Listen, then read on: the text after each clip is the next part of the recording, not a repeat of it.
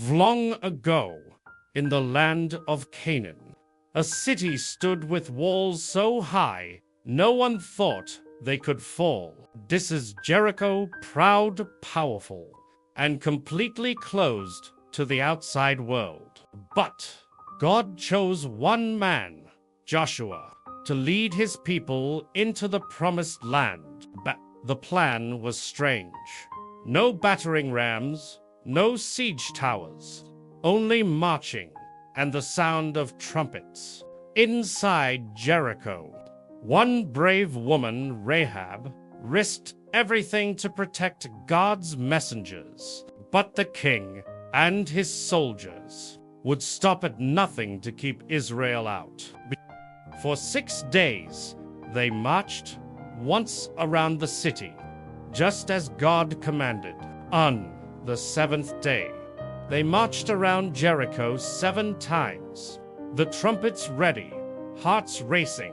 Then came the sound, the shout, and the mighty walls began to fall. This is the story of courage, faith, and a victory only God could give. Fall of Jericho. After the death of Moses, the great leader, a new man stepped into his place. His name was Joshua.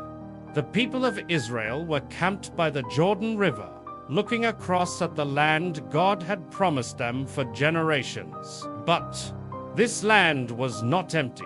It was filled with powerful cities and strong warriors. Joshua felt the immense weight of his task. He had to lead millions of people into a land of giants. One evening, as the sun set, Joshua prayed, seeking guidance and strength from God. And God spoke to him, not in a thunderous voice, but in a quiet assurance, promising to be with him just as he had been with Moses. The promise was clear. Every place that the sole of your foot will tread upon, I have given you. Filled with new courage, Joshua stood and looked out at his people. He knew what he had to do first. The biggest city that stood in their way was Jericho, a fortress with massive walls that seemed to touch the sky. Joshua called 2 of his most trusted men for a secret mission. Their task, to go into Jericho and learn about its defenses, its army, and the morale of its people. Under the cloak of darkness, the 2 spies slipped away from the Israelite camp. They moved silently through the rocky terrain, their eyes fixed on the distant lights of Jericho. As they reached the city, they saw its imposing walls up close. They were even more formidable than they had imagined.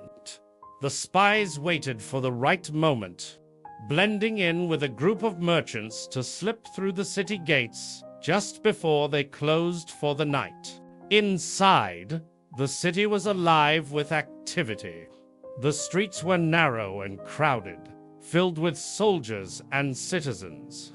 They needed a safe place to stay, a place where they could listen and learn without being noticed. Their search led them to an inn built right into the city wall itself. It was run by a woman named Rahab. Rahab gave them a room, but word of 2 strangers had already begun to spread through the city. Someone had reported their presence to the king of Jericho. Soon, the king's soldiers were knocking loudly on Rahab's door. Rahab acted quickly. She took the 2 spies up to her roof. On the roof, stalks of flax were laid out to dry. She hid the men beneath them. Rahab then went down to face the soldiers, her expression calm. Bet. She told the soldiers that the men had been there, but had left just before the city gates were shut. She urged the soldiers to hurry, telling them they could still catch the spies if they rushed. The soldiers believed her and immediately set off in pursuit, heading towards the river crossings. Once the soldiers were gone, Rahab returned to the roof. She told the spies that everyone in Jericho was terrified of the Israelites because they had heard how God had parted the Red Sea. Rahab declared her own faith in their God, recognizing his power over heaven and earth. She then made a request. She asked the spies to swear an oath to spare her and her family when they came to take the city. The spies agreed. They owed her their lives. They gave her a scarlet cord and told her to tie it in her window. This cord would be a sign. Everyone inside her house would be safe. Rahab's house was on the city wall, so she let them down by a rope through the window. They escaped the city just as the soldiers who were hunting them returned. The spies hid in the hills for 3 days before making their way back to the Israelite camp.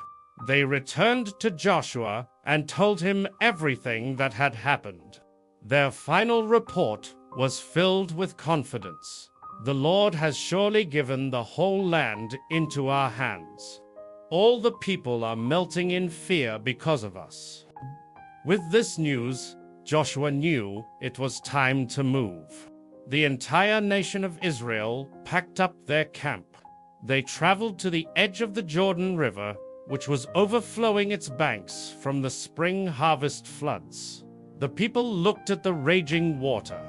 There was no bridge, no way to cross. Joshua told the people to consecrate themselves, for the next day God would do amazing things among them.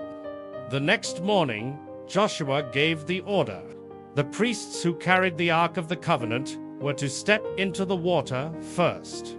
The Ark was a sacred chest that represented the very presence of God. As the priests' feet touched the edge of the rushing river, something incredible happened. The water upstream stopped flowing. It piled up in a heap miles away. The water downstream flowed away, leaving a wide, dry path in the middle of the riverbed. The priests walked to the middle of the dry riverbed and stood there, holding the ark.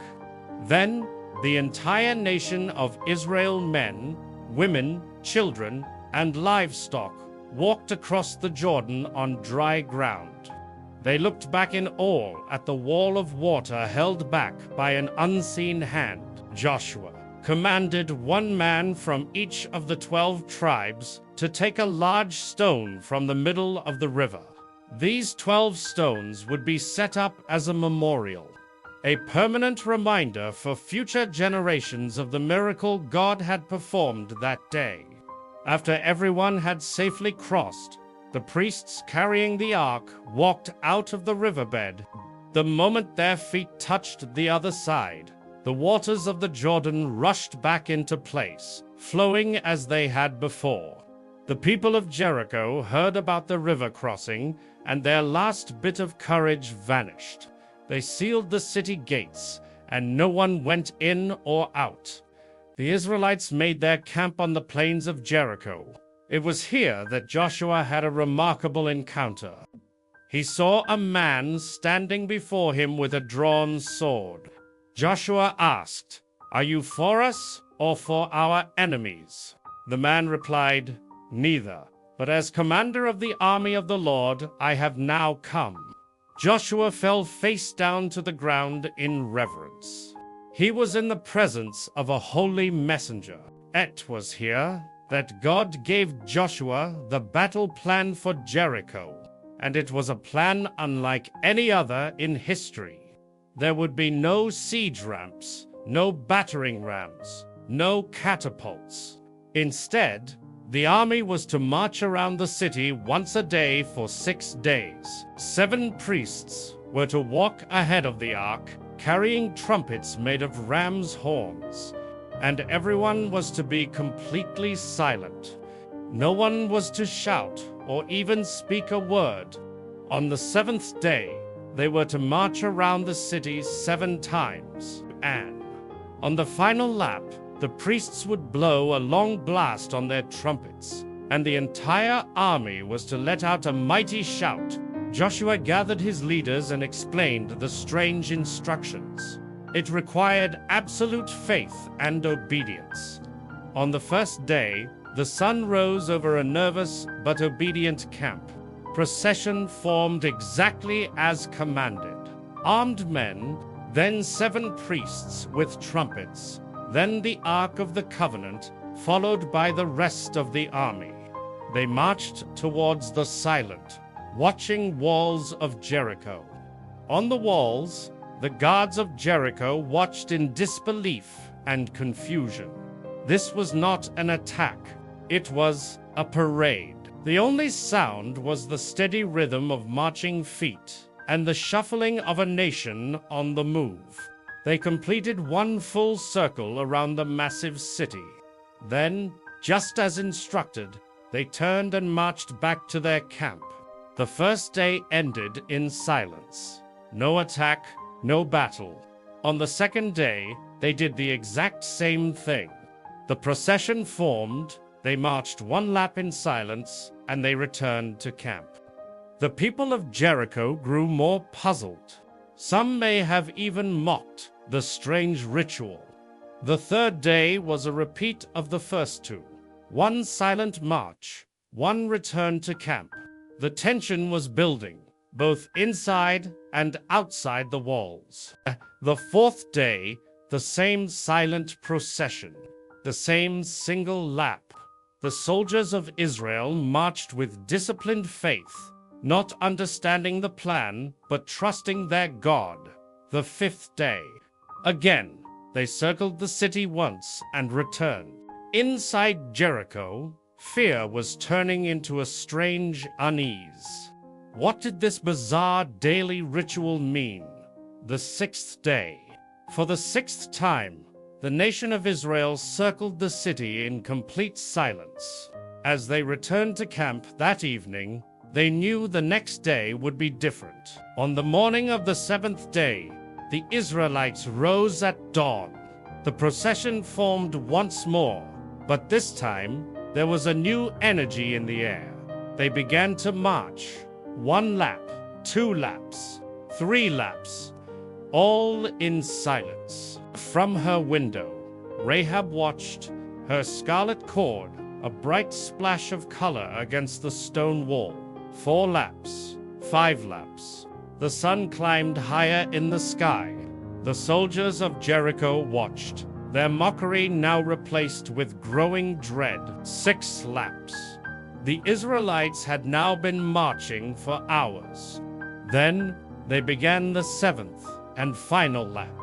Joshua rode before the people. He gave them the final command: shout, for the Lord has given you the city. Ayas. They completed the 7th circle. The priests raised their ram's horn trumpets to their lips. A long, piercing blast from the trumpets cut through the silence. And at that signal, a lifetime of wandering, a generation of waiting, erupted in a single mighty shout from the throats of the entire nation. It was a sound of faith, a sound of victory, a sound of promise fulfilled. And as that great shout echoed across the plains, the ground began to tremble. The massive, impenetrable walls of Jericho started to crack. Stones dislodged, towers swayed, and with a deafening roar, the walls crumbled. They didn't just fall over. They collapsed straight down into a heap of rubble. The impossible had happened. The fortress of Jericho lay in ruins. The collapse created a ramp of debris leading directly into the city. Joshua gave the order, and the Israelite army charged forward, each man straight ahead from where he stood. The battle for Jericho was swift. The city's defenders were in shock and disarray. Amidst the chaos, Joshua gave a crucial order. He sent the 2 spies to fulfill their promise. The spies rushed through the ruined city, looking for one section of the wall that remained standing. They found it, the house with the scarlet cord hanging in the window. They brought Rahab out, along with her father, mother, brothers, and all her relatives. They led them to a safe place outside the Israelite camp. A promise made was a promise kept. The city of Jericho, with all its wealth, was devoted to the Lord as the first fruit of the promised land. Only the silver, gold, and articles of bronze and iron were saved for the treasury of the Lord's house. Then Joshua and his men burned the entire city, a final act of judgment and dedication. As the smoke rose to the sky, Joshua placed a curse on the site of Jericho, declaring that whoever tried to rebuild it would do so at a great cost. Rahab and her family, because of her faith and her actions, were welcomed among the Israelites. She would go on to become an ancestor of King David, and ultimately of Jesus Christ himself. The fall of Jericho was the first great victory. It was a powerful declaration that the land was theirs, not by their own strength, but by the power and promise of their faithful God. The end.